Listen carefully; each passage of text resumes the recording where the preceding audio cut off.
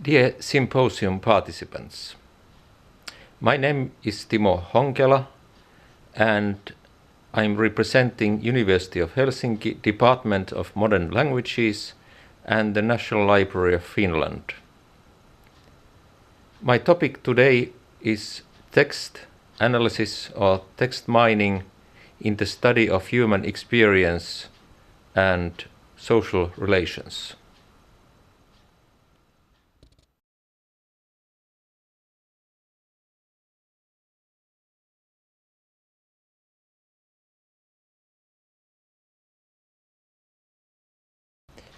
Broadly speaking, this topic is related to the area of digital humanities.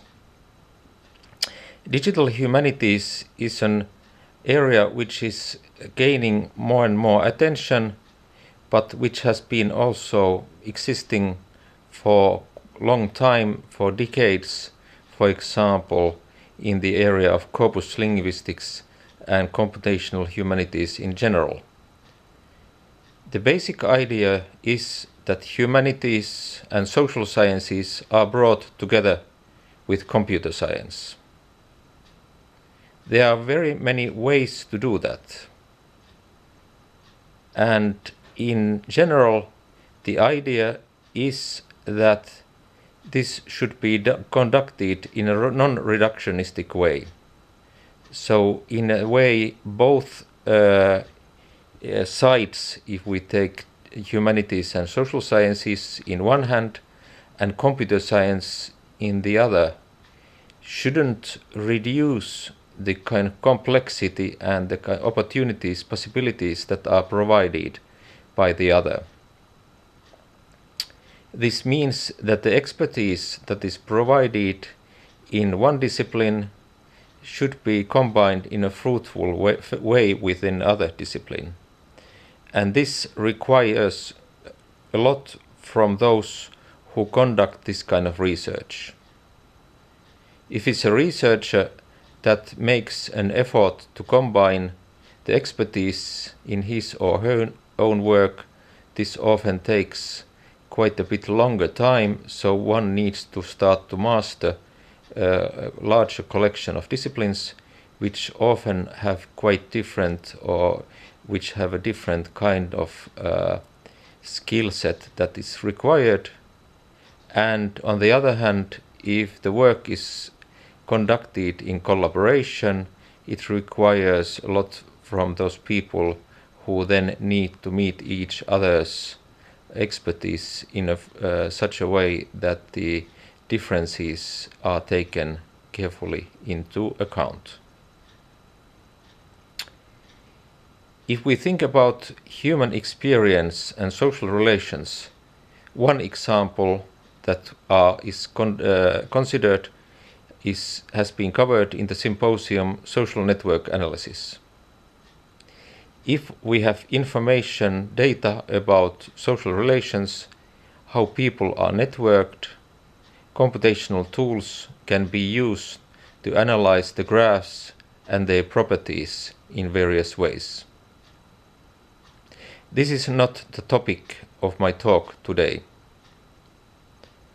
even though there is a link, but the basic idea is in a way to see if there are possibilities to analyze the relationships regarding their qualities, especially if and when we have linguistic evidence about the relationship. So what is going on when two or more people are related to each other?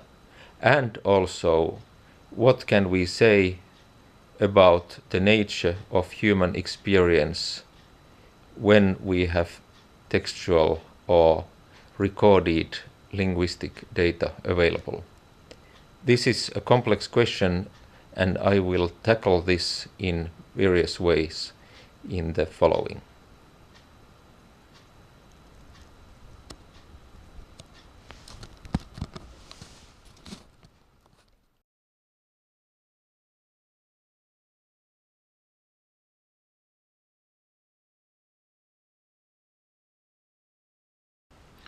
From the point of view of computer science, one could make a division into the digital aspects and to computational aspects. The digital representation of humanities and social science information makes it possible to study the contents in new ways and to distribute them, for example, through libraries in unforeseen manners or ways. On the other hand, the computational aspect is important from the point of view of the analysis of the contents. So the computational means can be used to analyze the contents, for example, taking into account that we can address large collections of data containing thousands, even millions or billions of items, like newspaper pages that have been digitized. The computational modeling is a complex issue, and in the area of digital humanities, as said before, it has to be taken in a non-reductionistic way. So both specialists in humanities as well as computer science need to work in close collaboration in order to achieve the best possible results, and not in order to go into local minima, so to say, regarding the results. So the concerns and possibilities of all the participants need to be taken into account.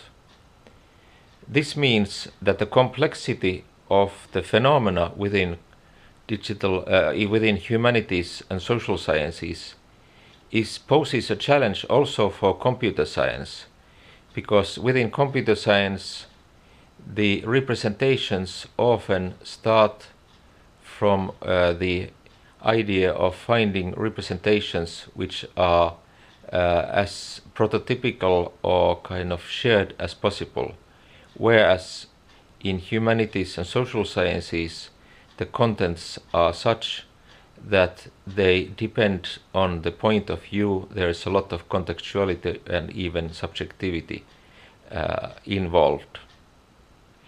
In the following, I will discuss these kind of issues more particularly, in particular from the point of view of linguistics and how language is used to convey information, to coordinate social relations, to express ideas and emotions, for example.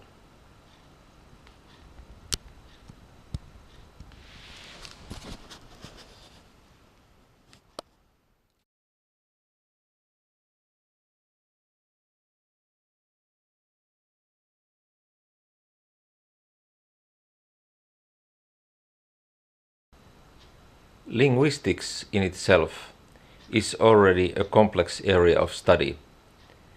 If we consider only written language and don't take into account spoken language in this context, we have to take into account the structural aspects as well as the side of meaning.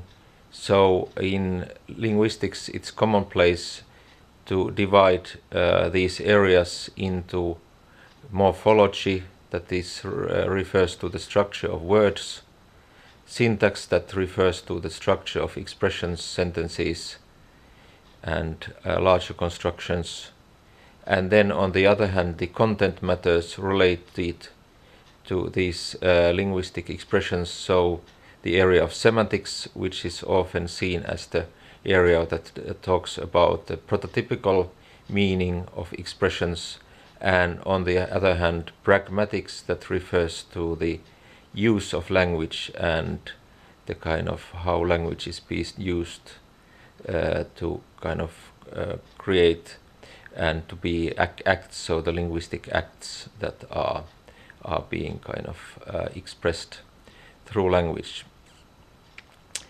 The division, for example, between semantics and pragmatics is a complicated one, and the often nowadays the line is not drawn so clearly. But it is, however, important, for example, from the point of view of social sciences, because in social sciences, pragmatics has to be seen as the link between language and the area of study. In pragmatics, the idea is that what one is interested in, what one achieves by expressing something through language. And that's, of course, very closely related to the social sciences. And from the point of view of pragmatics, this brings in contextuality and even subjectivity. And these issues will be discussed more in detail in the following, taking also into account the computational means that have been developed and that are being developed to take more closer look at contextuality and subjectivity.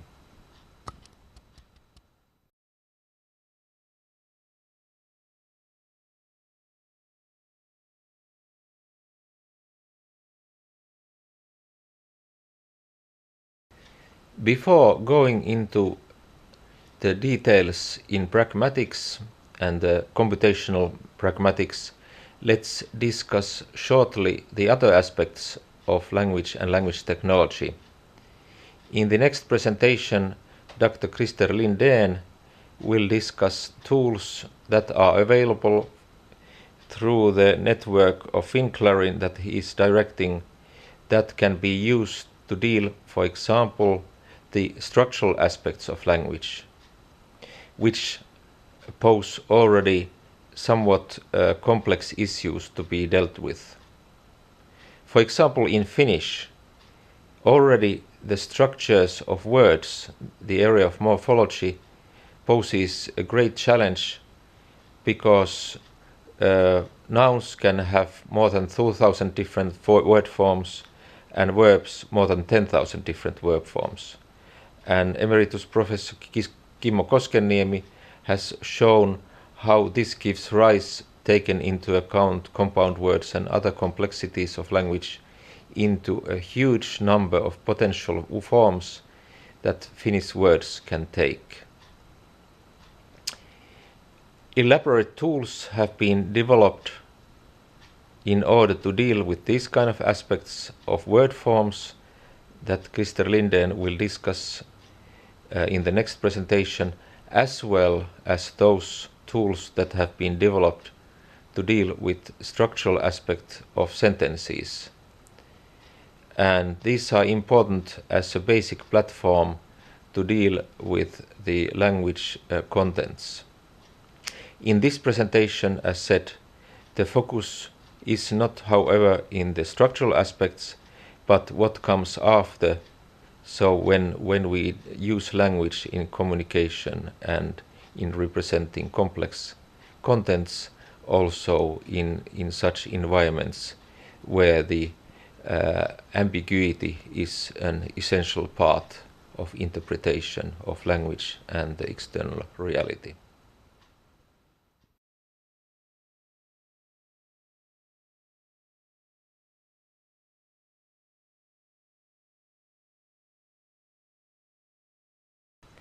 In the following, I will focus on two aspects related to analysis of language, namely contextuality and subjectivity. The use of context in the analysis of language has become more and more commonplace. Traditionally, in various disciplines related to linguistics, linguistics itself, philosophy of language, cognitive science, artificial intelligence, etc., it was a common practice to model language based on some kind of primitives, especially at the level of semantics. The idea was that one defines the underlying primitives that are being used to build the models of meaning. Whether this would be predicates or whether this would be some kind of semantic networks or frames or whatever construction was in use. But the basic idea would be that in practice a researcher would define, in collaboration with colleague, a system of reference for the semantic descriptions for sentences or some other constructions. This approach has been challenged or has been having on its side another kind of approach which is in a way data-driven, where context is a key term or concept. And this is actually somehow related to Ludwig Wittgenstein's thinking's development, so from Tractatus as a work which actually resembles the kind of approach I was describing, having a step into the philosophical investigations where the idea of meaning is use is strongly brought up. The basic idea then has been taken into use also in research as well as in practical applications. The basic idea is that when there is enough evidence of a use of some word or expression, the meaning or the semantic relations between these entities can be looked for or found out using statistical methods and large corpora of texts. For instance, if we have words like dog and cat, and then in comparison with words like house or building, we can actually find that the semantic proximity or relatedness of the words dog and cat in one hand and house and building on the other hand can be found through automatic processes which go through large text corpora where the instances where these words appear in context are being analyzed. In practice, for example, what is conducted in so-called topic analysis, one is analyzing Word document matrices. In practice, these are tables like Excel sheets where the rows can be referring to words and the columns refer to documents. And each cell in this kind of table refers to the number of instances, how many times a particular word appears in a document. And those documents are one way to approach this, and this gives rise to what is called topics. But if one wants to have a little bit more fine-grained semantic description, often the context is more narrow or shorter in the sense that, for example, one can model the context of a word within one sentence or within some window, fixed window of number of words close to the word itself. So it's more probable that cat and dog are close to words like run, eat, drink, etc. than the words house or building. And when, with some statistical or probabilistic means, this table is being analyzed, these kind of semantic relationships are revealed.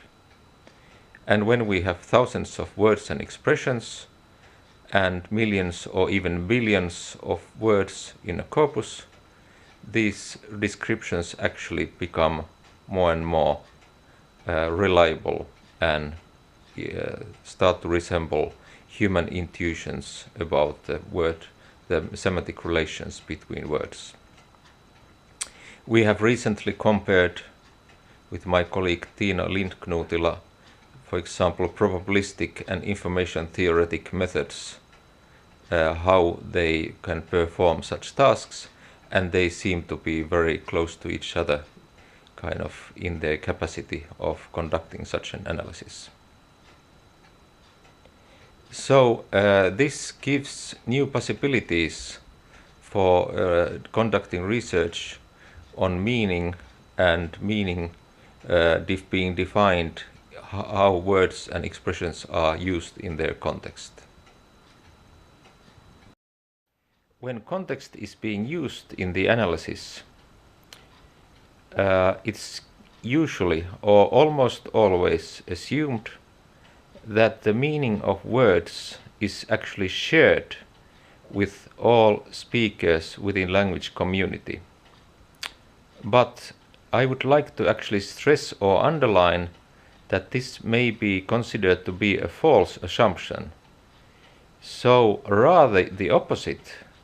There's no guarantee that any word between any two people actually has exactly the same meaning if we take the pragmatic level of meaning into consideration. So the prototypical meaning of red, for example, is something which we can quite well assume that the prototypical meaning of red is shared, but if we take the whole distribution, already the contextuality of redness is something interesting, like Professor Peter Gärdenfors has pointed out in his book Conceptual Spaces. Redness is different if you have a red shirt, red skin, or red wine. And if you think about every person who thinks about red and what is red, so he or she is actually on the sides of the borderlines of redness, is likely to have at least to some extent different, let's say, opinions or ideas what actually redness is. And if we take, for example, societally or more interesting concepts from social sciences, so what is fair, what is democracy, etc. So we have number of complex concepts, the content of which would be actually quite surprising that every person in the community of speakers of a language would have exactly the same kind of pragmatic view on the content of that concept. Or in this case, if we assume that the concept is not exactly the same as the words that are being used to refer to it, so the underlying idea of the concept. And regrettably, this basic subjectivity is rarely taken into account, especially in the computational analysis, where all the data is put into same so that the matrix contains the texts regardless of who has written or who has spoken the kind of content that is being analyzed. This is why we have been, during the recent years, extending this kind of idea of using these kind of matrices into what are called three-way tensors. A tensor is a mathematical concept, but we don't need to be stuck into it. But the basic idea is that rather than having these two, let's say, dimensions of having words and contexts, we can have a third way, as is said in the case of tensors.